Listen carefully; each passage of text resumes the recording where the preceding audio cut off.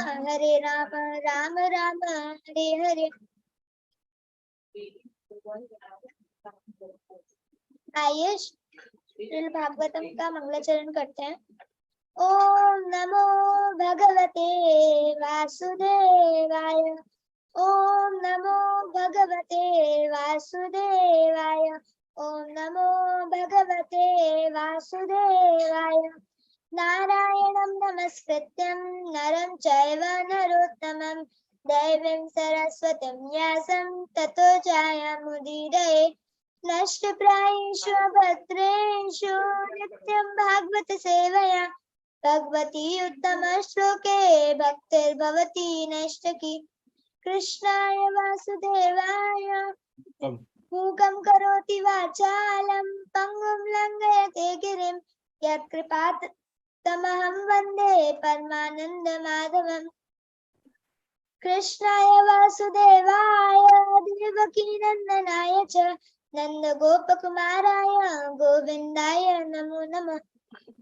श्रीमद्भागवतम महापुराण अनंत कोटि वैष्णव वृंद की जय। हरे कृष्णा प्रभु जी। हरे कृष्णा। दंडवत प्रणाम सभी भक्तों को। हरे कृष्णा। दंडवत प्रणाम सबको। हरे कृष्णा हरे कृष्णा। हरे कृष्णा प्रभु जी, सबको दंडवत प्रणाम। तो हम प्रथम स्कंद के तीसरे अध्याय के आज 34 श्लोक से स्टार्ट करेंगे, 34वें श्लोक से। जो भक्त पढ़ना चाहते हैं हमेशा की तरह हैंड रेज कर सकते हैं। तो हम स्टार्ट करते हैं। अगर नए भक्त भी पढ़ना चाहते हैं तो आप भी हैंड रेज कर सकते हैं, क्योंकि जनरली मुझे वही 7-8 नाम दिखते हैं। तो अभी मैं स्टार्ट करता हूँ यहाँ पर पंकज बख्शी माता जी से। हरे कृष्णा प्रभु जी। यस माता जी। यद्य पोषपर्ता देवी माया विशारदी मति संपन्न एवेति विदुर्महनि स्वे महीयते। यदि माया का शासन हो जाता है और यदि भगवत कृपा से जीव ज्ञान से संपन्न हो जाता है तो उसे तुरंत आत्म साक्षात्कार का प्रकाश प्राप्त होता है और वह अपनी महिमा में प्रतिष्ठित हो जाता है। तात्पर्य, चूंकि भगवान परम ब्रह्म है, अतः उनके रूप, नाम, लीलाएं, गुण, पार्षद तथा शक्तियां उनसे अभिन्न है। उनकी दिव्य शक्ति उनकी सर्वशक्तिमता के अनुसार कार्य करती है। यदि वही शक्ति उनकी अंतरंगी, बहिरंगी तथा तटस्थ शक्तियों के रूप में कार्य करती है और वे अपनी सर्वशक्तिमता के कारण इन तीनों शक्तियों में से किसी के भी द्वारा कुछ भी कर सकते हैं। वे अपनी इच्छा अनुसार बहिरंगी शक्ति को अंतरंगी शक्ति में बदल सकते हैं। इसीलिए भगवत कृपा से वह बहिरंगी शक्ति जो इसके इच्छुक जीवों को मोहने के काम में प्रयुक्त की जाती है, श्री भगवान की इच्छा से बद्ध जीव के पश्चात ताप तथा तपस्या के अनुपात में शामित होती है। फिर यही शक्ति शुद्ध हुए जीव को आत्म साक्षात्कार के पथ पर अग्रसर होने में सहायक बनती है। इस प्रसंग में विद्युत शक्ति का दृष्टांत उपयुक्त होगा। निपुण विद्युत कर्मी एक ही विद्युत शक्ति को केवल समंजन द्वारा गर्म करने तथा ठंडा करने हेतु काम में ला सकता है। इसी प्रकार बहिरंगी शक्ति जो जीव को मोहग्रस्त करके उसे बारंबार जन्म मृत्यु के चक्र में डालती है, भगवत कृपा से अंतरंगी शक्ति में परिणत होकर जीव को शाश्वत जीवन प्रदान करती है। जब भगवान जीव पर ऐसी कृपा करते हैं तब वह अपनी उपयुक्त स्वाभाविक स्थिति प्राप्त करके शाश्वत आध्यात्मिक जीवन का आनंद लेता है। हरे कृष्णा। हरे कृष्णा। मतलब जब भी मैं प्रभुपाद जी के तात्पर्य पढ़ता हूँ, इतना अच्छा लगता है कि इतने सिंपल तरीके से, सिंपल उदाहरणों के द्वारा इतने कॉम्प्लेक्स चीजें वो बहुत हमें अच्छे से समझाते हैं। ये जो हमारा भी पीछे हमने श्लोक पढ़े थे, अगर आपको याद हो, कल हमने चर्चा की थी कि मनुष्य जब आत्म साक्षात्कार के पथ पर बढ़ता है तो वो किस तरह से अपने आप को दो जो उसके शरीर हैं, यानी कि सूक्ष्म शरीर और स्थूल शरीर, उससे अपने आप को जब विलग कर लेता है, समझ लेता है और आगे ढूंढता है अपना असली अस्तित्व को, तब वो आत्म साक्षात्कार के पथ पर आगे बढ़ता है और तब वो एक पॉइंट ऐसा था जब वो अपने आप को भी पहचानता है और अपने मेन सोर्स को भी पहचानता है, नहीं भगवान को पहचानता है। कल हमने इस पे चर्चा की थी। उसी की श्रृंखला में आगे बढ़ते हुए भागवतम का ये श्लोक ये बताता है कि जब माया का शमन हो जाता है, यानी कि माया समाप्त होने लगती है, माया का असर हमारे ऊपर से, तब भगवत कृपा से क्या होता है, हमारे अंदर ज्ञान जो है वो हमें आत्म साक्षात्कार का प्रकाश प्रदान करता है और हम उस तरह से आगे बढ़ते जाते हैं। प्रभुपाद जी तात्पर्य में समझाते हैं हमें कि भगवान की 3 शक्तियां होती हैं, राइट। 3 शक्तियां जो होती हैं उसमें एक है बहिरंगा शक्ति, जिसको अपरा शक्ति भी कहा जाता है। दूसरी होती है अंतरंगा शक्ति, जिसको परा भी कहा जाता है, यानी कि भगवान की आध्यात्मिक शक्ति को अंतरंगा बोला जाता है। और बहिरंगा यानी कि भगवान की जो ये प्रकृति है, मटेरियल वर्ल्ड जो है या मटेरियल एनर्जी जो है, उसको अपरा कहा जाता है, उसको परा कहा जाता है। तो इस तरह से ये 2 शक्तियां आती हैं और इन दोनों के बीच में हम हैं जीव, जिनको बोला गया तटस्थ शक्ति, राइट। तो ये 3 शक्तियां इस तरह से कार्यरत रहती हैं, अपना कार्य करती हैं। और क्योंकि तटस्थ शक्ति यानी कि वो दोनों साइड में जाता रहता है, जैसे इसका नाम भी हमने पहले चर्चा की थी, तटस्थ दोनों के बीच में स्विंग करता है। कभी हरि बोल, आवाज सही नहीं आ रहा। किसी को भी नहीं आ रहा क्या आवाज? आ रही है प्रभु जी, आवाज सही है। आवाज सही आ रही है प्रभु जी, आ रही है। चंदन प्रभु जी, आपके नेटवर्क में या कुछ उसमें दिक्कत है स्पीकर में, आप ठीक कीजिएगा उसे। तो उस तरीके से तटस्थ शक्ति होने की वजह से कभी वो अपरा बनता है, कभी पराशक्ति के प्रभाव में आता है। प्रभुपाद जी यहाँ ये बताते हैं कि भगवान की शक्तियां भगवान से अभिन्न हैं और वो हमेशा भगवान के लिए कार्यरत रहती हैं, भगवान के लिए कार्य करती हैं। और ये भगवान की इच्छा के अनुसार, मतलब उन शक्तियों में अपना कुछ नहीं है, लेकिन भगवान की इच्छा के अनुसार शक्तियां अपना रूप बदल सकती हैं। ऐसा नहीं है कि आज यहाँ बहिरंगा शक्ति कार्य कर रही है तो अच्छा, जब अंतरंगा शक्ति आएगी तब बहिरंगा शक्ति जाएगी और उसके बाद कार्य बदलेगा। सेम शक्ति जो आज तक बहिरंगा थी वो आपके लिए अंतरंगा शक्ति का कार्य कर सकती है। भगवान ने भगवत गीता में 2 इंपॉर्टेंट श्लोक बताए हैं इन चीजों से रिलेटेड। एक तो भगवान ने बताया है, कौन सा था, माया के ऊपर श्लोक है भगवान का, किसी को याद अगर है तो। प्रभु जी, देवी ऐसी गुणमयी मन। थैंक यू माता जी। यस, ये बहिरंगा शक्ति के बाद आता है। देवी हेषा गुणमयी मम माया दुरतया माया मेतम तरंतिते ये माम प्रपद्यन्ते मायतम तरंतिते। भगवान बताते हैं कि जो ये बहिरंगा शक्ति है ये मेरे ऑर्डर पे कार्य करती है, और जो मुझे और इसको पार कर पाना बहुत कठिन है, लेकिन जो मुझे सरेंडर कर देता है वो आसानी से इसे पार कर सकता है, राइट। तो ये बहिरंगा शक्ति के बारे में बताते हैं। तो जब हम इसमें स्ट्रगल करते रहते हैं, जन्म मृत्यु के चक्र में घूमते रहते हैं, भटकते रहते हैं, तब एक समय ऐसा आता है कि हमारे ऊपर से बहिरंगा शक्ति हटने लगती है, जब भगवान की शरण में जाते हैं हम, और तब हमारे ऊपर भगवान की अंतरंगा शक्ति कार्य करने लगती है। यही बहिरंगा अंतरंगा बन जाती है। और उसके लिए कौन सा श्लोक आता है भगवत गीता का? इसी अध्याय का आगे एक और श्लोक आता है। नहीं, मैं खुद भूल गया श्लोक, बहुत दिन से। माया में तम तरंतिते नहीं, ये श्लोक आता है, भगवान कहते हैं कि मेरी जितने भी भक्त हैं ये मेरी शक्ति के द्वारा प्रोटेक्टेड है। किसी को याद है श्लोक? मुझे स्टार्टिंग ध्यान नहीं आ रही उसकी। किसी को नहीं याद? ओके, जिसमें राधा रानी के बारे में आता है ये श्लोक है। आई थिंक 9th चैप्टर का, 9th चैप्टर का 9.15 या 14 के आसपास। योगक्षेम नहीं प्रभु जी, वो नहीं है, 9.22 नहीं है, 9.15-14 के आसपास होना चाहिए।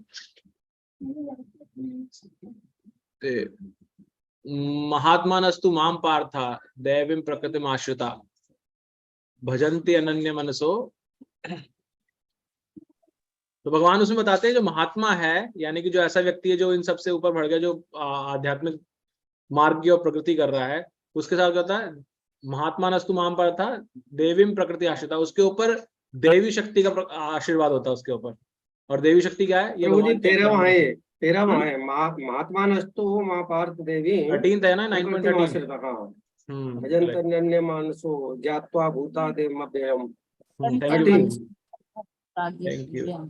तो ये श्लोक भगवान ये बता, तो इसमें अंतरंगा शक्ति के बारे में बात हुई है। तो भगवान ये बता रहे हैं कि ऐसे अंतरंगा शक्ति उस जीव की रक्षा करती है, भगवान ये बता रहे हैं। अगेन मैं कनेक्ट इसलिए कर रहा हूँ क्योंकि ये भागवतम भाई जो हम भगवत गीता में पढ़ते हैं उसी के ऊपर है, उसी से आगे बढ़ रही है हमें। लेकिन यहाँ पर आगे बढ़ने के लिए प्रभुपाद जी में क्या बताते हैं, क्योंकि ये अपने आप बदल सकती है और एक ही चीज है वो, हमें नहीं सोचे दो अलग अलग है। तो हम ये सोचे कि अरे बहिरंगा शक्ति तो बुरी है, माया तो बहुत बुरी है, माया से दूर रहो। ये माया ही योग माया में कन्वर्ट हो जाती है, भगवान की अंतरंगा शक्ति में कन्वर्ट हो जाती है, हमें प्रोटेक्शन देने के लिए। मानिए कि मतलब कोई हम पर, जैसे हमने पहले बात की, दुर्गा देवी त्रिशूल से हमारे ऊपर त्रय ताप का प्रभाव डाल रही हैं, लेकिन अगर हम भगवान के सरेंडर हो जाते हैं तो वो त्रिशूल एक अम्ब्रेला में कन्वर्ट हो जाता है, जो आपको प्रोटेक्ट करता है। जो अब तक आपको आपके ऊपर प्रहार कर रहा था, आपको आपके कर्मों का फल दे रहा था, लेकिन वही अब एक आप प्रोटेक्शन अम्ब्रेला बन गई आपके ऊपर। तो वही चीज, सेम चीज बन जाती है। तो प्रभुपाद जी यहाँ इसको समझाने के लिए बहुत ही सिंपल सा एग्जांपल देते हैं, और वो बहुत ही प्रभुपाद जी की सरलता है। प्रभुपाद जी क्या बोलते हैं कि विद्युत एक ही है, राइट, लेकिन उस विद्युत को आप अगर आप हीटर में लगाएंगे या गीजर में लगाएंगे तो पानी को गर्म करती है वो, राइट, या हीट देती है। बिजली वही आ रही है, पावर में वही लगाया आपने सॉकेट में, वही बिजली आके हीट प्रोड्यूस कर रही है। लेकिन अगर वही बिजली अगर आपने रेफ्रिजरेटर के साथ में लगाई है तो क्या कर रही है वो ठंडक प्रदान कर रही है। सेम बिजली, लेकिन दो अपोजिट रोल प्ले कर रही है, हमें रिजल्ट दे रही है। बिजली नहीं बदली, बिजली सिर्फ डिपेंडिंग ऑन हम किस स्टेज में है उसके हिसाब से हमें फल दे रही है, उसके हिसाब से आउटकम मिल रहा है जो हमने उसके साथ जिसको कनेक्ट किया है। तो अगर हम भौतिकतावादी हैं और वो फिर भगवान की एनर्जी के साथ कनेक्ट कर रहे हैं तो हमें माया मिलेगी, हमें कष्ट मिलेगा, हम भटकते रहेंगे, विस्मृति रहेगी हमारे अंदर। लेकिन हमारी अंडरस्टैंडिंग अगर हम बदल गए और हम भगवान की शरण में आ गए तो वही बिजली यानी कि वही माया योग माया बन जाएगी, वो हमारे को संरक्षण प्रदान करेगी, प्रोटेक्शन देगी। तो ये प्रभुपाद जी यहाँ पर हमें समझाते हैं इस तात्पर्य के अंदर। किसी को कुछ ऐड करना है?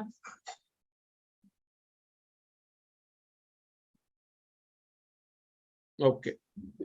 इसी को भगवान कृष्ण का ही एक जगह उदाहरण हम पढ़ रहे थे कि अग्नि जो है अगर कंट्रोल में रहती है तो हमको भोजन देती है, और वही अग्नि जब कंट्रोल में नहीं होते हम भोज्य हो जाते हैं अग्नि के।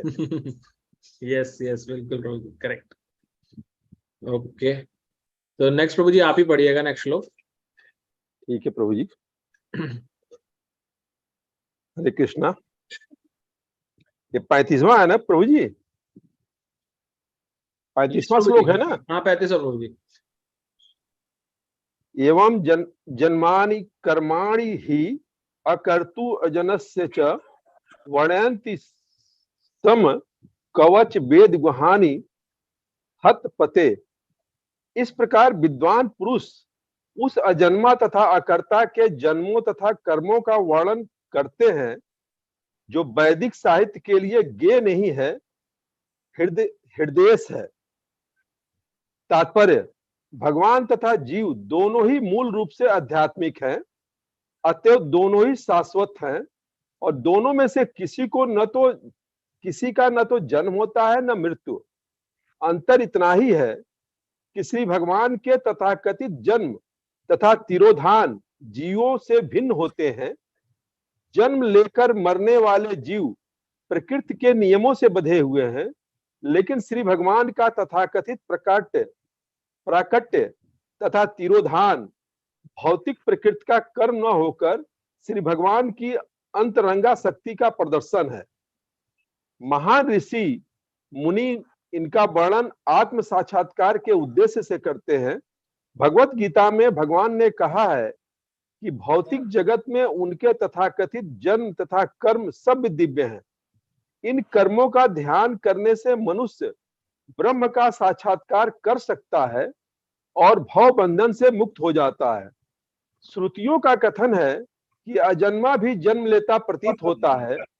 परमेश्वर को कुछ करना नहीं होता, लेकिन चूंकि वे सर्वशक्तिमान हैं, अतएव हर कार्य सहज ही उनके द्वारा संपन्न हो जाता है, मानो स्वयं संपन्न हुआ हो।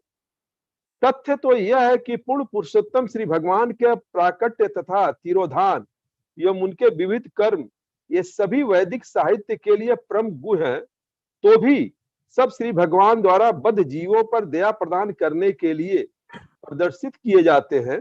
हमें श्री भगवान के कर्मों के आख्यानों, लीलाओं से लाभ उठाना चाहिए, क्योंकि वो ब्रह्म का ध्यान करने के अत्यंत सुगम तथा रुचिकर साधन है। हरे कृष्णा प्रभु।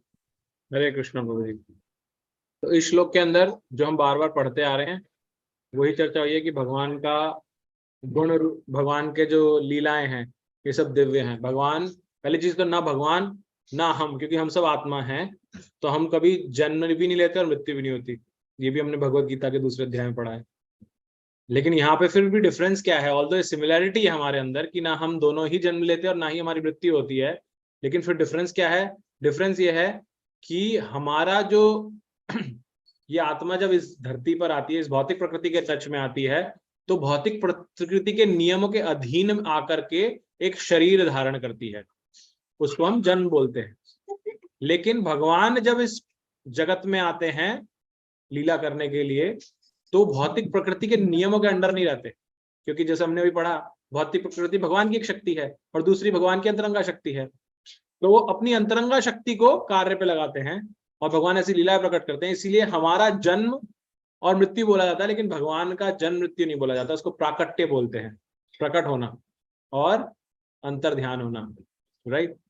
तो जैसे हमने पहले भी इस पर चर्चा की है, क्या हम बोलेंगे कि सूर्य डेली मर जाता है शाम को और सुबह जन्म लेता है? नहीं बोलते हैं, राइट। हम तो साइंस भी पढ़ते हैं, हमें पता है पृथ्वी घूमती है, इसलिए सूर्य का प्रकाश कुछ समय के लिए एक तरफ रहता है, दूसरी तरफ जाता है। तो इसलिए सन राइजेज एंड सनसेट, सूर्य उदय होता है और सूर्यास्त होता है। इसी तरह से क्या है, वो प्रकट और अप्रकट होना है हमारे आंखों के सामने, लेकिन सूर्य तो है हमारे सामने से प्रकट अप्रकट हो गया है। बस अभी संध्या हो गई है तो अब सूर्य अप्रकट हो गया है, ऐसा नहीं वो मर गया है। सिमिलरली भगवान हर जगह हैं। भगवान जब अपनी इच्छा से, अपनी अंतरंगा शक्ति से हमारे आंखों के सामने प्रकट होते हैं तो हमें वो दिखते हैं, और उसके बाद भी कई लोग तो पहचान नहीं पाते भगवान को। और जब भगवान की लीला पूर्ण हो जाती है तो भगवान अंतर ध्यान हो जाते हैं, राइट। तो ये जी यहाँ पर, हरे कृष्णा प्रभु जी। यस प्रभु जी। यहाँ पर ये शब्द जो तिरोधान नाम से, तिरोधान से लिया गया, तिरोधान, अंतर ध्यान होने को तिरोधान शब्द बोला गया है यही इसी श्लोक में। करेक्ट। तो इन दोनों के लिए, प्रकट और अंतर ध्यान होने के लिए भी एक और संस्कृत वर्ड है, प्रभु जी ने बताया, जो हम इस्कॉन में काफी ज्यादा यूज करते हैं। प्रकट होने को बोलते हैं आविर्भाव, यानी आना, प्रकट हुए। और जो जाते हैं, जब अंतर ध्यान होते हैं तो उसको बोलते हैं तिरोभाव। जैसे प्रभु जी ने तिरोधान से शब्द है, राइट, उसको तिरोभाव बोला जाता है। तो दो जनरली आप शब्द देखेंगे कि हमारे भगवान के साथ साथ हम वैष्णवों के जो आचार्य हैं उनके लिए भी ये यूज करते हैं। प्रभुपाद जी का जब हम बोलते हैं अपीयरेंस डे, तो अभी प्रभुपाद जी का अपीयरेंस डे आया था तो उसको बोलते हैं प्रभुपाद जी का आविर्भाव दिवस। अभी कार्तिक के अंदर प्रभुपाद जी का तिरोभाव दिवस आएगा। आज जो हमारे नामाचार्य हरिदास ठाकुर हैं उनका तिरोभाव दिवस है। तो ऐसे ही प्रकट और अप्रकट के लिए ये शब्द यूज होते हैं अधिकतर। ठीक है, किसी को कुछ ऐड करना है अभी तक या कोई जिज्ञासा? ओके, नहीं तो हम नेक्स्ट श्लोक पढ़ेंगे 36। नेक्स्ट पढ़ने के लिए बिमला माता जी आप पढ़िएगा।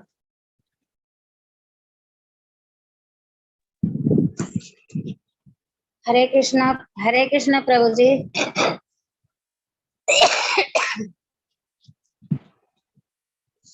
सेवा इदम विश्वमें मोघलिशः सर्जन्ते वतिपन्न सजोते अस्मिन् भूतेषु चान्ति हिते आत्म तंत्रः शाण्डवागिकं जिघ्रति षड्गुणेशः।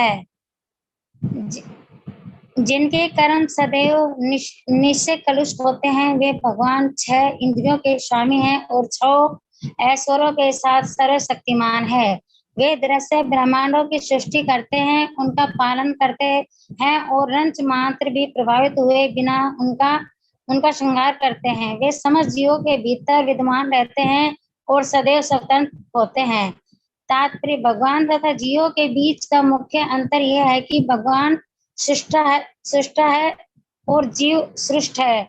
यहाँ पर उन्हें अमोघ लील कहा गया है, जो इस बात का द्योतक है कि उनके सर्जन में कुछ भी सोचनीय नहीं है। जो लोग उनकी सृष्टि में गड़बड़ी उत्पन्न करते हैं वे स्वयं विचलित होते हैं। वे समस्त भौतिक संतापों से परे है, क्योंकि वे 6 ऐश्वर्य अर्थात धन, शक्ति, यश, सौंदर्य, ज्ञान और त्याग ही संपन्न है। इस प्रकार वे इंद्रियों के स्वामी है। उनके द्वारा इन दृश्य जगतों की सृष्टि उन जीवों के उद्धार के लिए की जाती है जो 3 प्रकार के कलेशों से ग्रस्त है। वे उनका पालन करते हैं और समय आने पर किसी प्रकार से प्रभावित हुए बिना उनका श्रृंगार कर देते हैं। वे इस भौतिक सृष्टि से बाह्य रूप से उसी तरह संबंधित है जिस प्रकार किसी सुगंध युक्त पदार्थ से संबंधित हुए बिना कोई सुगंधित का सेवन करता है। अतः इष्टाहीन तत्व समस्त प्रयासों के बावजूद भगवान के पास तक नहीं पहुंच पाते हैं। हरे कृष्णा प्रभु जी। हरे कृष्णा माता जी।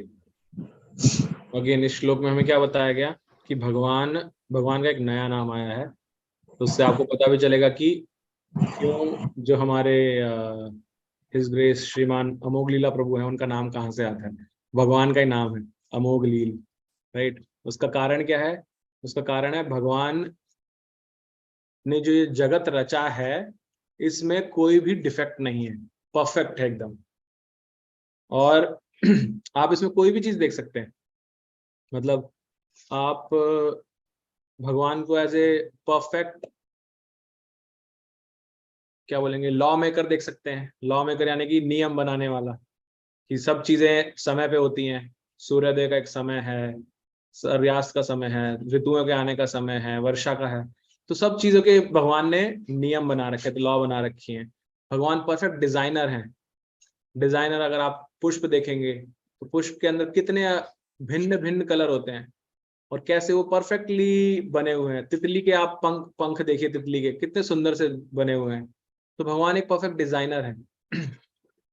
तो ऐसे हर चीज में भगवान, अगर हम आज की तारीख में कितने ही बढ़िया, जो सबसे बढ़िया इस टाइम पे मोबाइल आता है इस जगत के अंदर, मान लीजिए 1, 1.5, 2, 3 लाख का भी आता है, उससे भी अगर आप कोई एक बहुत ही सुंदर दृश्य जगत जो आपको दिख रहा है आपके नेत्रों से, उसकी अगर फोटो लेंगे ना, तो भी वो इसकी क्वालिटी उसमें नहीं आएगी।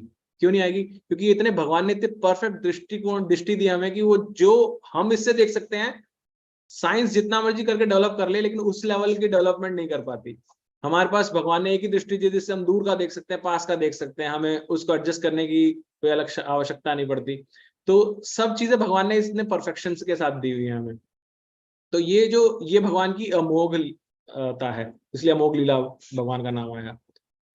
दूसरा यहाँ बताया गया कि भगवान जो हमारी इंद्रियां हैं, यहाँ पे 6 इंद्रियां बताया गया, जिसमें 5 तो हम जानते हैं और मन, इन सबके स्वामी बताया गया उनको। और षड ऐश्वर्यों से युक्त हैं भगवान। षड ऐश्वर्य हम पहले भी पढ़ चुके हैं, धन, शक्ति, यश, सौंदर्य, ज्ञान और त्याग, ये 6 ऐश्वर्य हैं। भगवान का नाम ही भगवान है। भगवान जो शब्द बना है ये 2 धातुओं से मिलकर बना है। भगवान यानी कि जिसके पास में ये 6 ऐश्वर्य पूर्ण रूप से होते हैं। जैसे बोला जाता है शब्द एक बलवान, बलवान का मतलब क्या होता है? जिसके पास बल है। शक्तिमान, शक्तिमान मतलब जिसका शक्ति है, राइट। तो ये जो वान के साथ बना, तो इसके जिसके पास ये है 6 ऐश्वर्य पूर्णता में, छोटे मोटे नहीं लेकिन पूर्णता में जिसके पास 6 ऐश्वर्य हैं, उसको भगवान बोला जाता है। और ये जो परिभाषा है इसकी, ये व्यासदेव जिनकी ये भागवत हम पढ़ रहे हैं और सारे शास्त्र उन्होंने लिखे हैं, उनके पिता श्री पराशर मुनि ने ये भगवान की परिभाषा दी थी, भगवान शब्द की। तो भगवान इसीलिए 6 ऐश्वर्यों में पूर्ण रूप से हैं। बाकी हम सब इस जगत के अंदर देखते हैं, किसी के पास में पहले तो 100% इनमें से कोई नहीं होगा, और होगा भी तो कोई एक होगा, राइट। कोई बहुत अधिक धनवान हो सकता है, टाटा बिरला, माइक्रोसॉफ्ट या ये टेस्ला या फिर ट्विटर का जो ओनर है, इनको धनवान बोल सकते हैं, लेकिन अथाह धनवान नहीं है ये।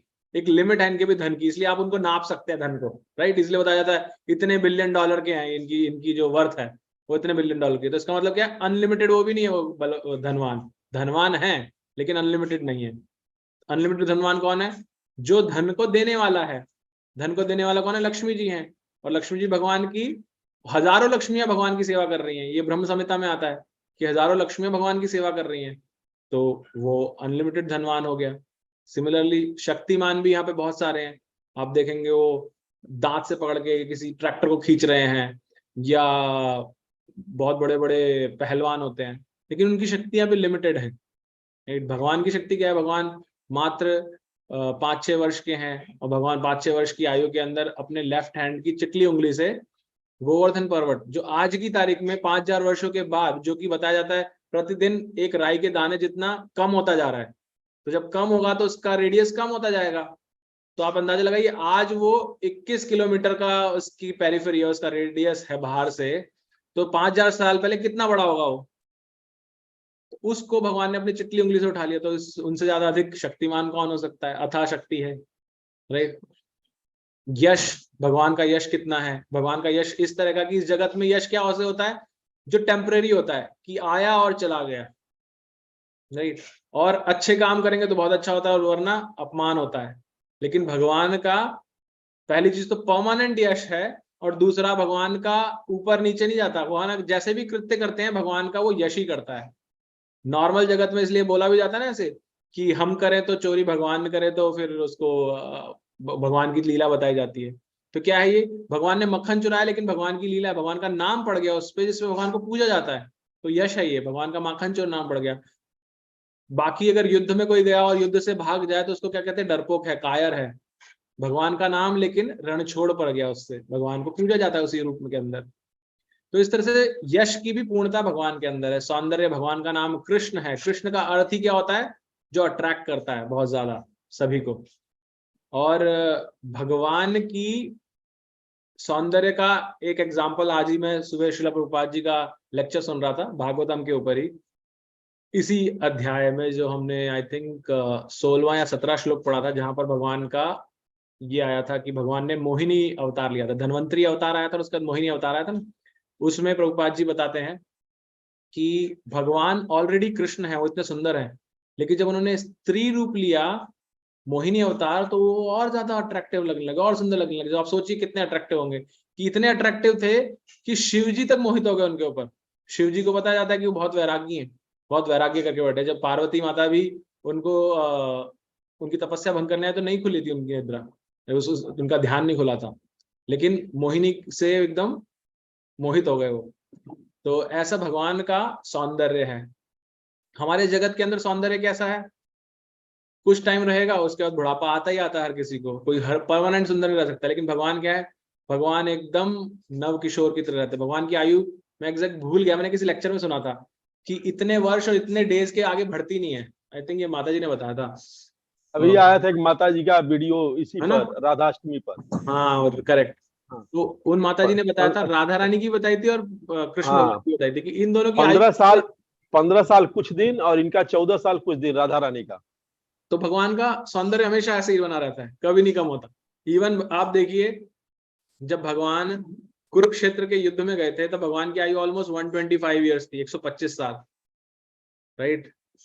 हम इस जगत के अंदर देखते हैं, हम 40 भी क्रॉस कर नहीं करते, हमारे बाल सफेद होने शुरू हो जाते हैं, राइट। सब शरीर हिलने लगता है। लेकिन भगवान सारथी बने हुए हैं और एकदम परफेक्ट, और सौंदर्य उनका देखिए, राइट। तो ये उनकी सुंदरता परमानेंट है, वो कभी बदलती नहीं है सौंदर्य, इसलिए वो परफेक्ट सुंदरता है 100%। फिर ज्ञान अभी हम पढ़ रहे हैं भागवतम, क्या बता रही है हमें? ज्ञान का उद्देश्य है भगवान को जानना। और भगवान ने भगवत गीता में बताया कि वेदेश चाहम वेद वेद्यो, वेदों से भी मुझे ही जाना जाता है। तो जो परफेक्ट नॉलेज है वो किसके बारे में? भगवान के बारे में। और वो परफेक्ट नॉलेज दे कौन रहा है हमें? उसका सोर्स कौन है?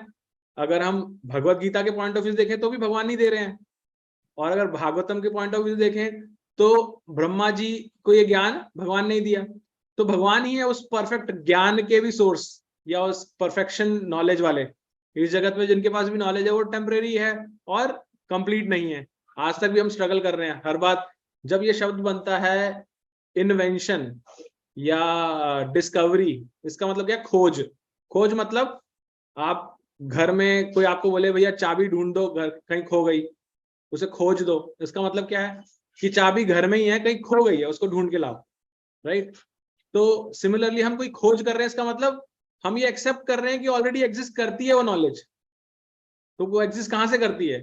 वो भगवान के पास से ही एग्जिस्ट करती है। भगवान ने नॉलेज दे रखी, लेकिन वो लुप्त हो गई है, हम उसको ढूंढ रहे हैं। एंड लास्ट, ये सब होने के बावजूद सबसे इंपॉर्टेंट है वैराग्य या त्याग। इस जगत में हम देखते हैं बहुत सारे फिलंथ्रोपिस्ट रहते हैं, बहुत सारे ऐसे लोग होते हैं जो बहुत दान पुण्य करते हैं और ये बताते हैं कि मैंने इतना करोड़ दान कर दिया, मैंने इतने अनाथ आश्रम बना दिए, मैंने ये कर दिया वो कर दिया। तब भी उनके अंदर कहीं ना कहीं थोड़ा बहुत अहंकार रहता है। भगवान कैसे हैं? भगवान ये सब पहले पांचों के अंदर 100% है, राइट। हमारे अंदर इन पांचों में से कोई सी भी इतनी सी भी बढ़ जाती है तो हमारे अंदर एकदम ऐसे हो जाते हैं, हम तन जाते हैं, राइट। लेकिन भगवान में पांचों चीजें पूर्ण रूप में। उसके बाद भी भगवान क्या कर रहे हैं? भगवान अर्जुन के रथ के सारथी बने हैं, राइट। हमें कोई इमेजिन करके देखिए, अगर आप टाटा बिरला नहीं है, लेकिन अगर आप अपनी कंपनी में भी एक अच्छे पद पर हैं और आपको बोला जाए कि आपका ड्राइवर पीछे बैठेगा और आपको ड्राइव करके जाना है, आप कभी भी एग्री नहीं करेंगे उस चीज से, मना करेंगे कि नहीं ऐसे कैसे हो सकता है, मेरे ड्राइवर वाली गाड़ी चाहिए मुझे, तो राइट। तो भगवान ऐसे समय में भी सारथी बने। और ड्राइवर में तो फिर भी होता है कि आप आराम से बोल सकते हैं उसको, भैया लेफ्ट लो राइट लो, हमने उस पर चर्चा की है। युद्ध भूमि के अंदर जहाँ इतना कोलाहल हो रहा है, आज जैसे यहाँ पर गणेश चतुर्थी का विसर्जन है गणेश जी का, तो बहुत शोर मच रहा है बाहर। ऐसे ही शोर युद्ध भूमि में भी होता है, इससे ज्यादा ही होता है, बल्कि सब कोलाहल है सब जगह। अब जब जो रथ पे सवार है, अगर उसको सारथी को बताना है कि स्ट्रेट जाना है, लेफ्ट जाना है, राइट जाना है, तो कैसे बताएगा? क्योंकि बोलेगा तो सुनाई नहीं देगा। इसलिए उसको पैर मारना पड़ता है अपने सारथी को, उसकी पीठ पे, लेफ्ट में, राइट में, सेंटर में। उनकी कोड लैंग्वेज होती है कि किस जगह पैर मारने का मतलब है, क्या करना है। तो भगवान जब तक वो युद्ध रहा और भगवान सारथी रहे, भगवान अर्जुन की लात खाते रहे और चलाते रहे। एक बार भी नहीं कहा अरे लात तेज मार रहा है, क्यों मार रहा है, लात नहीं मारेंगे और कुछ कर, मैं तो अंतर्यामी हूं, तू मन में सोच लेना, मेरे को पता चल जाएगा कहाँ जाना है। लेकिन भगवान वो सब सहते रहे। ये सब होने के बाद, 5 ऐश्वर्य पूर्ण रूप से होने के बाद, तो वैराग्य का उनसे ज्यादा एपिटोम कोई नहीं हो सकता। भगवान, उनके मित्र आए सुदामा उनके घर पर, तो भगवान ने उनके चरण धोए, उनकी इतना वेलकमिंग किया। तो ये भगवान का वैराग्य दर्शाता है। भगवान कभी भी इतना कुछ होने के बाद, द्वारका में भगवान के पास सब कुछ था, लेकिन उसके बाद भी आसक्ति नहीं थी भगवान को इस चीज से। भगवान वृंदावन में इतने खुश थे, लेकिन एक बार भगवान वहां से गए तो उसके बाद आसक्त नहीं रहे किसी चीज से। तो वैराग्य भगवान में पूर्ण रूप से है। तो ये 6 चीजें भगवान के अंदर, 6 ऐश्वर्य ऐसे हैं पूर्ण रूप से। तो इस तरह से हम ये देखते हैं। और प्रभुपाद जी आगे बताते हैं कि ये भगवान ने जगत का निर्माण सिर्फ इसीलिए किया है कि हम सब त्रय ताप में जो हमारे कर्म है उनके कारण उनके फल भोग रहे हैं, और हम चाहते हैं, भगवान चाहते हैं कि हम इससे बाहर निकलें। इसलिए उनको अपने फलों को भोग करके हम भगवान की ओर अग्रसर हों आगे। और अंतिम लाइन के अंदर प्रभुपाद जी बताते हैं कि भगवान इस भौतिक सृष्टि में प्रकट अवश्य होते हैं, लेकिन वो तभी भी इस भौतिक जगत से संबंधित नहीं है, कनेक्टेड नहीं है। कैसे कनेक्टेड नहीं है? कि अगर कोई गुलाब का फूल लेकर आए और दूर रखा हो मेरे से, तो मेरे पास सुगंध तो आएगी गुलाब के फूल की, मैं सुगंध ले रहा हूं, लेकिन मैं गुलाब के फूल से कनेक्टेड नहीं हूं, मैंने हाथ में पकड़ा नहीं है, राइट। तो जैसे हमारे से सुगंध के द्वारा कनेक्शन है, लेकिन टच नहीं किया उसको, उससे संबंध स्थापित नहीं हुआ। इस तरह से भगवान जब इस जगत के अंदर आते हैं तो भगवान कांटेक्ट नहीं बनाते इस भौतिक सृष्टि से, वो अलग रहते हैं, इस जगत से भिन्न रहते हैं। हमें दिखता नहीं होगा, हमें पता नहीं उसके बारे में, राइट। तो ये हमने श्लोक में पढ़ा। किसी को कुछ ऐड करना है या कोई जिज्ञासा? एक जिज्ञासा है। यस प्रभु जी, हरे कृष्णा। हरे कृष्ण। ये लास्ट लाइन में लिखा है प्रभु जी, अतः इष्टहीन तत्व समस्त प्रयासों के बावजूद भगवान के पास तक नहीं पहुंच पाते। थोड़ा सा इस पर प्रकाश डाल। हाँ प्रभु जी, ईष्टाहीन का मतलब है जो भगवान को नहीं मानते, नास्तिक। ईश ईश विहीन होना था ये एग्जैक्ट शब्द इसका। जो भगवान को नहीं मानते वो कितनी कोशिश कर लें वो भगवान तक नहीं पहुंच सकते। वो सोचे कि हम भगवान को तो नहीं मानते लेकिन हम ढूंढ लेंगे कहाँ पर है। अच्छा वो तुम आपका वैकुंठ लोक है कहाँ पर है, हम सूरज चांद तक पहुंच गए, एक दिन वैकुंठ लोक भी पहुंच जाएंगे। जैसे अपने रावण का था, रावण क्या कह रहा था कि मैं सीढ़ी बना करके स्वर्ग तक जाऊंगा, राइट। जी तो ऐसे जितनी मर्जी कोशिश कर लें, जो नास्तिक है वो भगवान तक कभी नहीं पहुंच सकता। भगवान को जानने का तरीका ये है कि भगवान को सरेंडर करना पड़ेगा। ठीक। ठीक है भाई, ओके। और कोई भक्त? प्रभु जी मैंने वो भेज दिया उम्र वाला, अच्छा भेज दिया आपने प्रभु जी? आधा मिनट का वीडियो मैंने भेज दिया है सिस्टम पे। ठीक है, ओके। नेक्स्ट श्लोक पढ़ते हैं फिर हम। नेक्स्ट राकेश वेदी प्रभु जी आप पढ़िएगा 37 श्लोक। हरे कृष्णा प्रभु जी। हरे कृष्णा। आवाज आ रही है प्रभु जी मेरी? हाँ प्रभु जी आ रही है। 37 है ना प्रभु जी? हाँ प्रभु जी, यस। न चास्य कश्चिन पुणेन धातु रवेति जंतु कुमनिषा उतिय नामानि न रूपाणि मनोच चोभि सत्त तंतो नट्यचार्य विद्या। मूर्ख मनुष्य अपने अल्प ज्ञान के कारण भगवान के रूपों, नामों तथा कर्मों की दिव्य प्रकृति को नहीं जान सकते, क्योंकि वे तो किसी नाटक के एक पात्र की तरह कार्य कर रहे होते हैं। न ही ऐसे मनुष्य अपने तर्क तथा वाणी द्वारा भी ऐसी बातों को व्यक्त कर सकते हैं। तात्पर्य परम सत्य के दिव्य स्वभाव का कोई भी ठीक से वर्णन नहीं कर सकता। इसलिए कहा जाता है कि वे मन तथा वाणी की अभिव्यक्ति से परे हैं। फिर भी कुछ ऐसे अल्पज्ञ व्यक्ति हैं जो अपने अपूर्ण तर्क वितर्क तथा परमेश्वर के कार्यों के दोषपूर्ण वर्णन द्वारा परम सत्य को जानना चाहते हैं। एक साधारणतम व्यक्ति के लिए भगवान के कर्म, प्राकट्य तथा तिरोधान, भगवान के रूप, भगवान के नाम, रूप, साज सामान, व्यक्तित्व तथा उनके संबंधित सारी वस्तुएं रहस्यमय गुह्य होती है। भौतिकवादियों की दो कोटियां हैं, एक सकाम कर्मियों की तथा दूसरी मीमांसकों की। सकाम कर्मियों को परम सत्य की तनिक भी जानकारी नहीं होती है और मीमांसक सकाम कर्मों से निराश होकर परम सत्य की ओर मुख मोड़ते हैं तथा शुष्क चिंतन द्वारा उन्हें जानने का प्रयास करते हैं। ऐसे समस्त लोगों के लिए परम सत्य उसी तरह रहस्यमय बने रहते हैं जिस प्रकार बच्चों को जादूगर के कर्तव्य परम पुरुष की जादूगरी से छले जाकर अभक्तगण सदैव अज्ञान में पड़े रहते हैं। भले ही वे सकाम कर्म तथा तर्क वितर्क में कितने ही निपुण क्यों न हो, ऐसे सीमित ज्ञान के द्वारा वे आध्यात्म के गुह्य क्षेत्र में प्रवेश नहीं कर पाते। तर्कवादी सकाम कर्मियों से थोड़े बेहतर होते हैं, लेकिन वे मोह के चंगुल में रहने से यह मान लेते हैं कि जिस वस्तु में कोई रूप, नाम तथा कर्म हो वो भौतिक शक्ति से उत्पन्न है। ऐसे लोगों के लिए परमात्मा रूपहीन, नामहीन तथा कर्महीन है। और चूंकि ऐसे मीमांसक ज्ञानी भगवान के दिव्य नाम तथा रूप की बराबरी संसारी नामों तथा रूपों से करते हैं, अतः वे सचमुच अज्ञानी हैं। इतने अल्प ज्ञान से परम पुरुष की वास्तविक प्रकृति तक नहीं पहुंचा जा सकता है। जैसा कि भगवद गीता में कहा गया है, भगवान सदैव यहाँ तक कि भौतिक जगत के भीतर रहते हुए भी दिव्य अवस्था में रहते हैं, लेकिन अज्ञानी व्यक्ति भगवान को विश्व की एक महान विभूति मानते हैं और इस प्रकार वे माया द्वारा भ्रमित रहते हैं। हरे कृष्णा प्रभु जी। हरे कृष्णा प्रभु जी।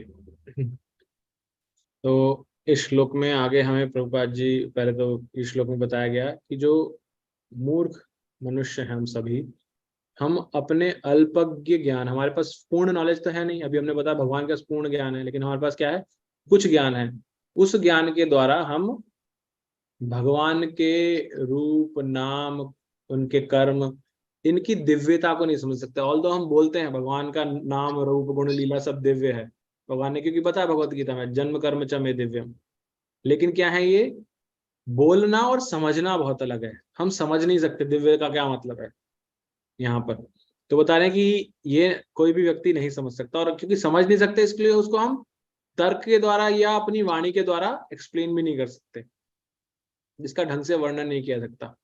ऑल्दो बहुत सारे जो अल्पज्ञ व्यक्ति हैं प्रभुपाद जैसा बताते हैं, वो अलग अलग तर्क वितर्क करते हैं, और या फिर भगवान की लीलाओं में ही दोषपूर्ण वर्णन करके भगवान के बारे में बताना चाहते हैं। जैसे भगवान की अलग अलग लीलाओं के बारे में, अरे भगवान ने ऐसा क्यों किया था, ये तो गलत किया था, भगवान ने युद्ध कराया जानबूझ करके, भगवान अर्जुन तो लड़ना नहीं चाहता था, भगवान ने गोपियों का वस्त्र हरण किए, ऐसे भगवान ने इतनी रासलीलाएं की, इतनी उनकी रानियां थी।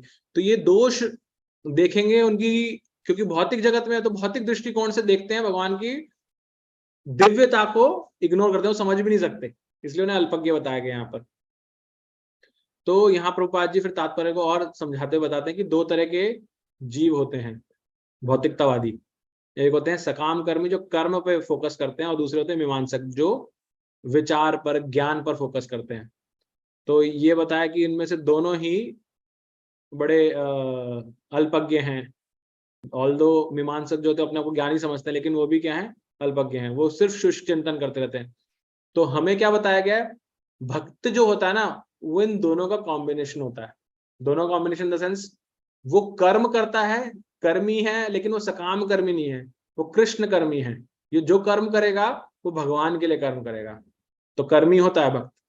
तो ऐसा नहीं है कि आलसी है, वो कर्म करेगा, बहुत सक्रिय रहेगा। और दूसरी तरफ ये जो मीमांसक है ज्ञान ज्ञान ज्ञान करते रहते, लेकिन वो शुष्क चिंतन है। तो हम शुष्क चिंतन नहीं करते, हम अध्यात्म को समझते हैं, लेकिन भगवान के ज्ञान को समझ करके भगवान की दिव्यता को बढ़ाते हैं, और जिससे तो ये हमारे ज्ञान और कर्म दोनों साथ साथ चलते हैं कॉम्बिनेशन में। हम पढ़ते क्यों, हमें शास्त्र पढ़ने के लिए क्यों बोला जाता है, क्यों हम पढ़ रहे हैं शास्त्र, ताकि हम शास्त्र पढ़े, हमारे भगवान के अंदर श्रद्धा और बढ़े।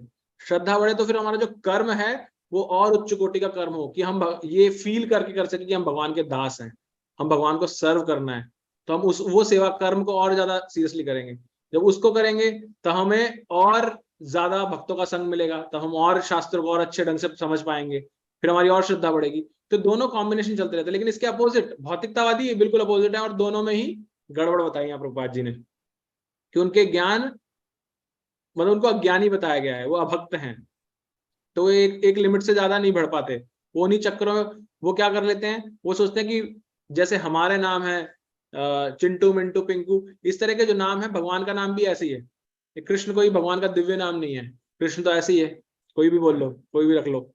तो दिव्यता उनको समझ में नहीं आती, और इसीलिए उनको बताया कि वो क्या करते हैं, वो भगवान को रूपहीन, कि भगवान कोई रूप नहीं है, कोई नाम भी नहीं है, तो तुमने नाम रख दिया ऐसे कृष्ण राम, ये कोई नाम भगवान का नाम नहीं है, ये तो आप लोगों ने रख लिया। भगवान कोई रूप भी नहीं है।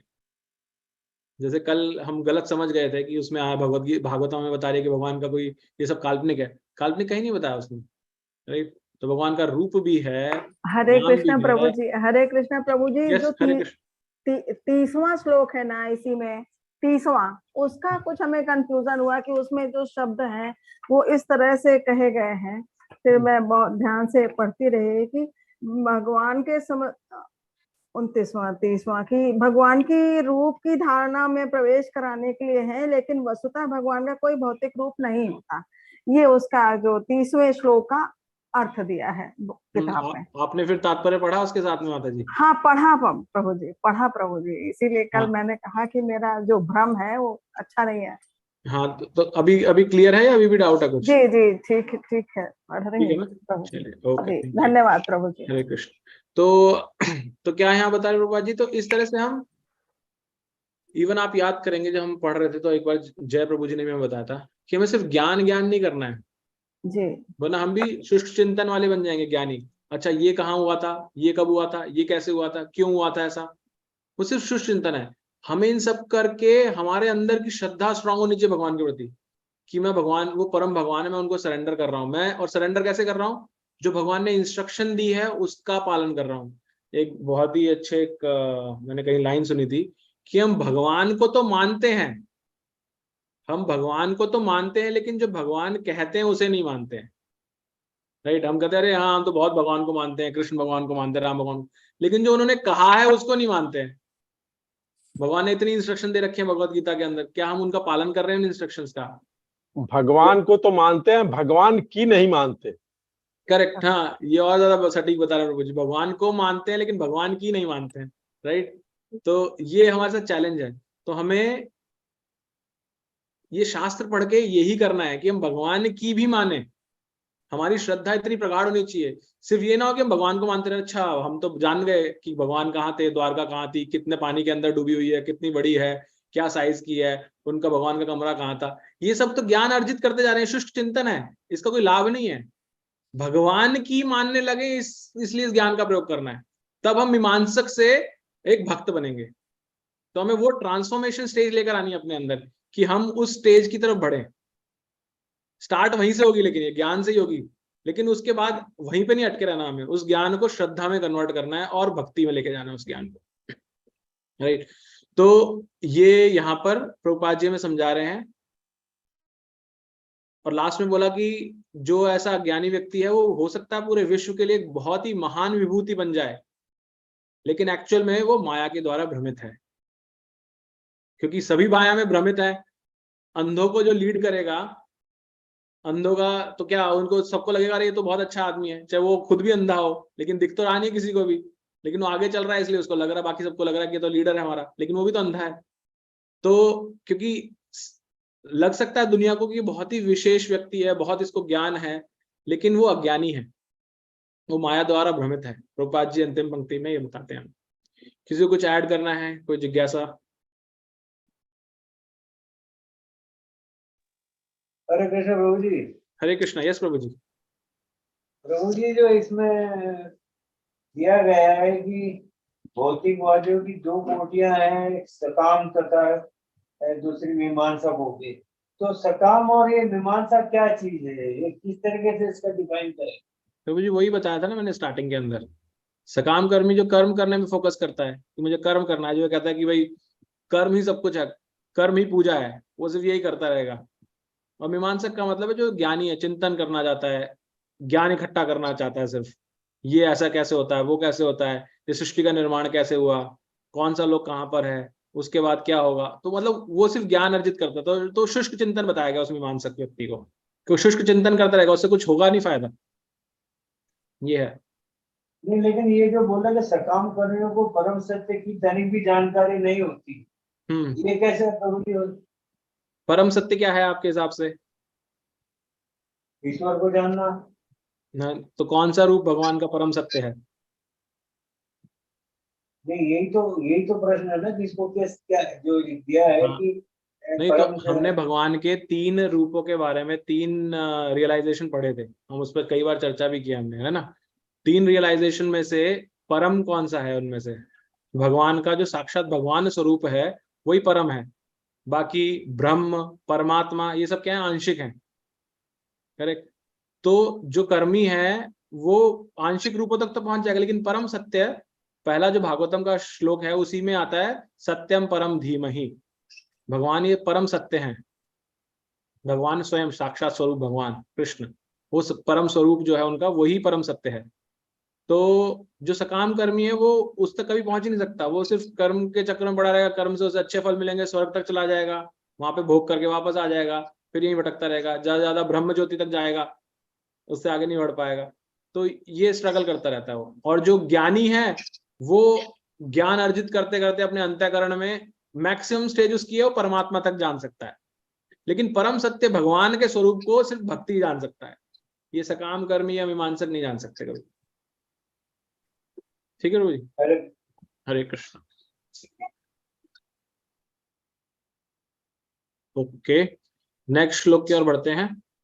नेक्स्ट मनोरमा माता जी आप पढ़िएगा। हरे कृष्ण प्रभु जी। हरे कृष्ण। वेद धातु पद्मीम परस्य दुरंत वीरस्य रंग अंग पाणे या अमाया संततया अनुवृत्या भजेत तत्पाद सरोगदम गंधम। जो अपने हाथ में रथ का चक्कर धारण करने वाले श्री भगवान के चरण कमलों की निष्कपट अबाध एवं अनुकूल सेवा करता है, वही इस जगत के सृष्टि की पूर्ण महिमा, शक्ति तथा दिव्यता को समझ सकता है। तात्पर्य: सकाम कर्मों एवं मानसिक तर्क की प्रतिक्रियाओं से मुक्त होने के कारण केवल शुद्ध भक्त ही भगवान श्री कृष्ण के दिव्य नाम, रूप तथा उनकी लीलाओं को समझ पाते हैं। इन शुद्ध भक्तों को श्री भगवान की अनंत भक्ति से कोई व्यक्तिगत स्वार्थ सिद्ध नहीं करना होता। वे निष्कपट भाव से श्री भगवान की अनन्य स्वाभाविक सेवा करते हैं। इस दृष्टि में प्रत्येक प्राणी प्रत्यक्ष या अप्रत्यक्ष रूप से श्री भगवान की सेवा कर रहा है। श्री भगवान के इस नियम का कोई अपवाद नहीं है। जो मनुष्य श्री भगवान के भ्रामक प्रतिनिधि द्वारा बाध्य होकर श्री भगवान की अप्रत्यक्ष रूप से सेवा कर रहे हैं, वे श्री भगवान की प्रतिकूल ढंग से सेवा करते हैं। किंतु जो इनके प्रिय प्रतिनिधि के निर्देशन में प्रत्यक्ष सेवा करते हैं, वे उनकी अनुकूल सेवा करते हैं। ऐसे अनुकूल सेवक मदभक्त ही होते हैं और वे भगवत कृपा से अध्यात्म के गुह्य क्षेत्र में प्रवेश कर पाते हैं। लेकिन मनोधर्मी सदा अंधकार में ही पड़े रहते हैं। जैसा कि श्री भगवत गीता में कहा गया है, श्री भगवान स्वयं शुद्ध भक्तों को उनकी स्वाभाविक प्रेमा भक्ति के कारण साक्षात्कार के मार्ग की ओर ले जाते हैं। मद भगवत धाम में प्रवेश पाने की यही रहस्य है। वहां प्रवेश पाने हेतु सकाम कर्म तथा मनोधर्म की कोई योग्यताएं नहीं है। हरे कृष्णा प्रभु जी। कृष्णा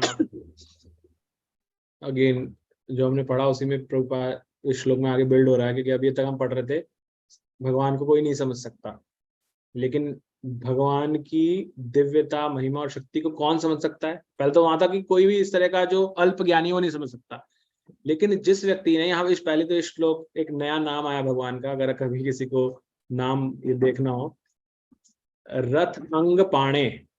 रथांग पाणे जो एक शब्द है ना यहाँ पे, भगवान का नाम है।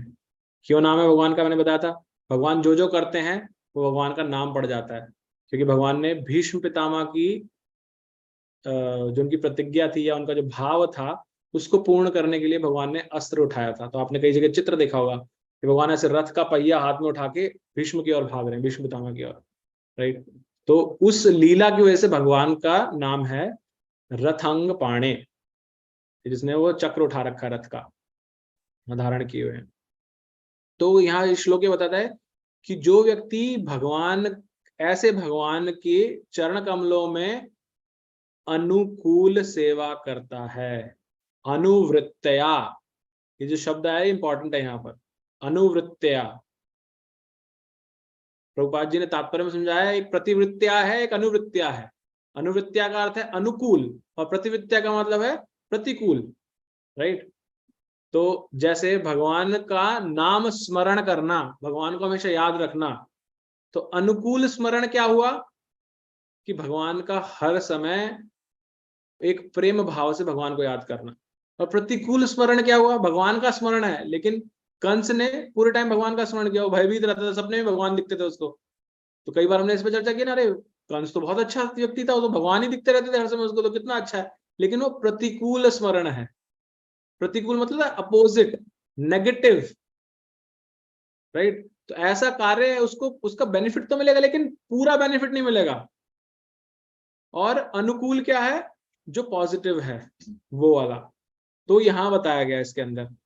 तो जो ऐसा व्यक्ति है जो ये भगवान की चरणों में ऐसी अनुकूल सेवा करता है, वो क्या है?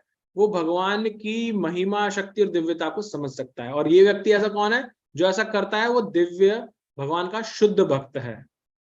वो भगवान के नाम, रूप, गुण, लीला इन सबको समझ सकता है। और क्या नाम पुस्तक का? नेक्टर ऑफ डिवोशन, भक्ति रसामृत सिंधु, उसके अंदर रूप गोस्वामी ने भक्त की और भक्ति की परिभाषाएं बताई गई हैं कि कौन है जो अनुकूलस्य मुझे पूरा श्लोक याद नहीं, लेकिन जो अनुकूल चीजें, भगवान के जो फेवरेबल चीजें हैं, भगवान से जुड़ने की फेवरेबल चीजें हैं, जो व्यक्ति उनको अपनाता है, और जो प्रतिकूल हैं, जो अपोजिट हैं, उनसे दूर रहता है, ऐसा व्यक्ति भक्ति मार्ग में बहुत प्रगति करता है अच्छे से। और दूसरा श्लोक में आता है कि जिस व्यक्ति ने अन्याभिलाषिता शून्यम, जिसने सारी अभिलाषाएं छोड़ दी हैं। हम सब भगवान के पास जाते हैं, देवी देवता के पास जाते हैं कि अभिलाषा लेके जाते हैं कि ये कर दीजिए पूरा, मेरा ये कार्य पूर्ण हो जाए, कोई और इच्छा होती है मन के अंदर। इवन जब हम भक्ति में आगे और पढ़ते हैं, हमें समझ में आता है कि अगर हम भगवान से ये भी करें ना, भगवान मुझे मोक्ष दे दो, या हम ज्यादा लोग हमें जन्म मृत्यु के चक्र से बाहर निकाल लो, ये भी एक अभिलाषा है, राइट। ये बहुत हायर लेवल के भक्त हैं जो इनको भी अभिलाषा मानते हैं, इनको भी नहीं बोलना चाहिए हमें, क्योंकि हम सब तो भगवान के दास हैं, राइट। हमें क्या करना चाहिए, हमारी सिर्फ अभिलाषा, हमारी क्या होनी चाहिए, कोई अभिलाषा ना होती है, सिर्फ ये होनी चाहिए कि हमें भगवान को सर्व करना है, भगवान की सेवा करनी है, बिना किसी हेतु के, सब अहेतु की होनी चाहिए हमारी। तो भक्त जो भगवान का अनन्य भक्त है, वो ऐसा करता है, अपना कोई लाभ नहीं देखता उसके अंदर। फिर प्रभुपाद जी जो हमने अभी यहाँ पे पढ़ा प्रतिकूल अनुकूल इसके बारे में, तो प्रभुपाद जी यहाँ बताते हैं कि जितने भी इस जगत में लोग हैं, जीव हैं, लोग क्या, जीव, जितने भी प्राणी जिनमें आत्मा है, वो सब ही भगवान की सेवा कर रहे हैं। आप माने ना माने, सभी भगवान की सेवा कर रहे हैं। जो नास्तिक है वो भी कर रहा है भगवान की सेवा, जो आस्तिक है वो भी कर रहा है, जो ये मनोधर्मी है, मनोकर्मी है, मीमांसक हैं, ये सब भगवान की सेवा कर रहे हैं। लेकिन ये क्या कर रहे हैं, अप्रत्यक्ष रूप से सेवा कर रहे हैं, जिसको यहाँ पर बताया गया प्रतिकूल सेवा। ये फेवरेबल नहीं है। जैसे हमने अभी कंस का बोला कि वो भी ना जानते हुए भगवान की नाम स्मरण कर रहा था, भगवान का स्मरण कर रहा था, भगवान का संग प्राप्त कर रहा था, लेकिन वो प्रतिकूल था। इस तरह से जो अधिकांशतः लोग हैं वो क्या है, वो अप्रत्यक्ष रूप से भगवान की सेवा कर रहे हैं। तो इसलिए बोला जाता है कि इस जगत में आज ये जो नास्तिक शब्द है, नास्तिक है ही नहीं शब्द ये कोई, सभी आस्तिक हैं, क्योंकि सभी भगवान की सेवा कर रहे हैं, लेकिन वो जानते नहीं है कि भगवान की सेवा कर रहे हैं इनडायरेक्टली। क्योंकि जिसकी भी सेवा करते हैं, जिसको भी मान रहे हैं, वो आया कहां से, वो जीव, या जिसको भी कर रहे हैं भगवान से तो आया, क्योंकि सबका सर्व कारण तो भगवान ही है, सबका सोर्स तो भगवान ही है। तो एटलीस्ट वो जिस तो अप्रत्यक्ष रूप से कर रहा है वो वही चीज, उसको चेन नहीं पता है, बहुत ज्यादा लंबी चेन, राइट। अगर कोई व्यक्ति नॉर्मल तरीके में देखें तो सरकार को जब किसी के पास जो अलग अलग स्कीम निकालती है उसमें धनराशि पहुंचानी होती है, अब तो चलो ये डिजिटल बैंकिंग के थ्रू डायरेक्ट बैंक अकाउंट में, लेकिन जब पैसे पहुंचाने होते थे कैश में, तो वो योजनाएं निकालती थी, योजना निकालने के बाद उसको बांटती थी, और बांटते बांटते नीचे गांव के कस्बे के अंदर एक घर तक, एक जो वहां पे गांव में व्यक्ति रह रहा है उस तक वो धनराशि पहुंचती थी। तो उसके लिए वो जो उसको धनराशि दे रहा है उसके लिए वो भगवान तुल्य है, वो उसकी सेवा कर रहा है, उसको बहुत कर रहा है, लेकिन उसको देने वाला कौन है, ये पूरी चेन जहां से स्टार्ट हुई है, जिसने ये स्कीम पास की थी। लेकिन ये एक छोटा दृष्टिकोण है, उसके ऊपर भी अगर हम जाएंगे तो स्कीम पास करने वाले के पास कहां से आई सारी चीजें, उसको बुद्धि किसने दी, वो खुद कहां से आया। इन सब के जब कारण में जाएंगे तो हम हर चीज के कारण में पहुंचते हैं भगवान के पास वापस, राइट। तो इसीलिए हर व्यक्ति, चाहे वो आस्तिक है नास्तिक है, वो सब भगवान की सेवा कर रहे हैं। यहाँ प्रभुपाद जी हमें समझा रहे हैं इसके बारे में। कोई अनुकूल ढंग से कर रहा है, कोई प्रतिकूल ढंग से कर रहा है, कोई प्रत्यक्ष कर रहा है या कोई अप्रत्यक्ष कर रहा है। अधिकांशतः लोग जो मानते हैं कि वो नहीं कर रहे भगवान की सेवा, या भगवान को नहीं मानते, वो अप्रत्यक्ष रूप से भगवान की सेवा कर रहे हैं, और उसको प्रतिकूल बताया गया यहाँ। और जो बाकी भगवान के भक्त हैं, वो भगवान के प्रिय प्रतिनिधि के निर्देशन में, यानी कि गुरु के मार्गदर्शन में भगवान की प्रत्यक्ष सेवा करते हैं, जिसको बताया गया अनुकूल सेवा। और ऐसी सेवा आपको भगवान की प्रेमा भक्ति प्रदान करती है।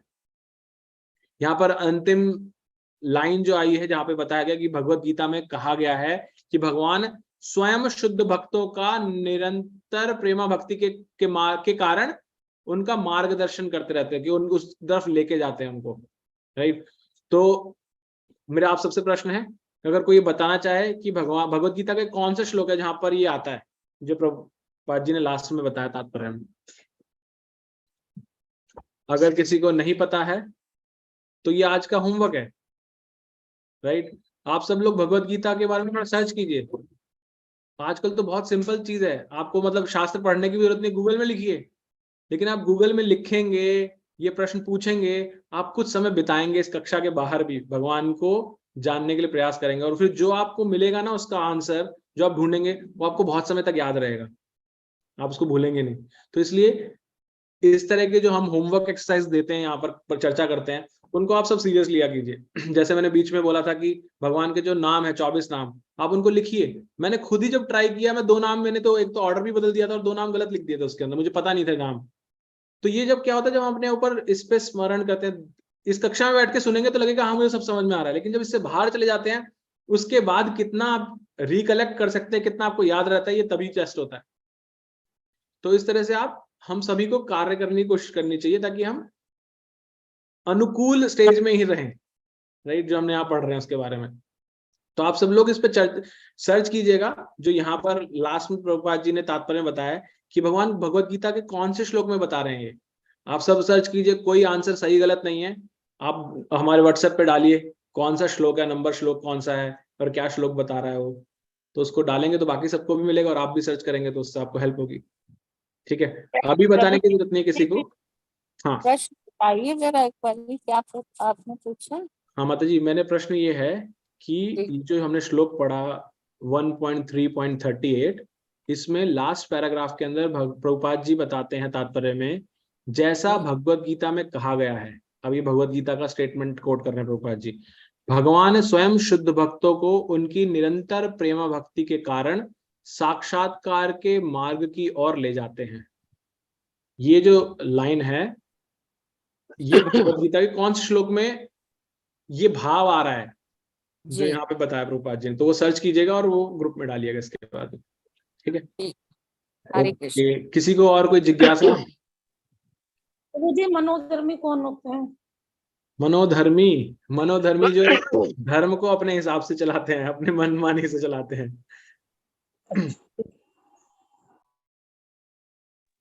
प्रभु जी, अनुकूल और प्रतिकूल को जो है हम संतुष्ट असंतुष्ट भी कह सकते हैं। एक भक्त संतुष्ट है, एक जप तो रहा है लेकिन संतुष्ट नहीं है वो। हाँ ऐसा प्रभु जी, बस शास्त्रों में भी मैंने ऐसा कहीं शब्द पढ़ा नहीं है, तो इसलिए मैं ऐसे नहीं बोल सकता। आप बोल रहे हैं सही है एकदम, नहीं मैं अपने मन से बोला। हाँ आपको समझ में अगर इस तरह से आता कर सकता है, लेकिन ऐसा मैंने इसकी डेफिनेशन पढ़ी नहीं है। अनुकूल प्रतिकूल है, फेवरेबल और इनफेवरेबल। इंग्लिश में होता है फेवरेबल, कि आपके लिए भक्ति के लिए फेवरेबल है वो अनुकूल हो गया, और जो भक्ति के लिए इनफेवरेबल है यानी कि आपको भक्ति में सहायक नहीं है, वो प्रतिकूल हो गया। ठीक है, ओके, अगर और कोई किसी का प्रश्न नहीं है तो आइए हम आज की कक्षा को विराम देते हुए हरे कृष्ण महामंत्र और वैष्णव प्रणाम मंत्र बोलेंगे। हरे कृष्णा कृष्णा कृष्णा हरे हरे, हरे राम राम राम हरे हरे। वांछा कल्पतरुभ्यश्च कृपा सिंधुभ्यैव च पतितानां पावनेभ्यो वैष्णवेभ्यो नमो नमः। अनंत कोटि वैष्णव वृंद की जय, श्रील प्रभुपाद की जय, श्री राधा माधव की जय, श्रीमद् भागवतम महापुराण की जय।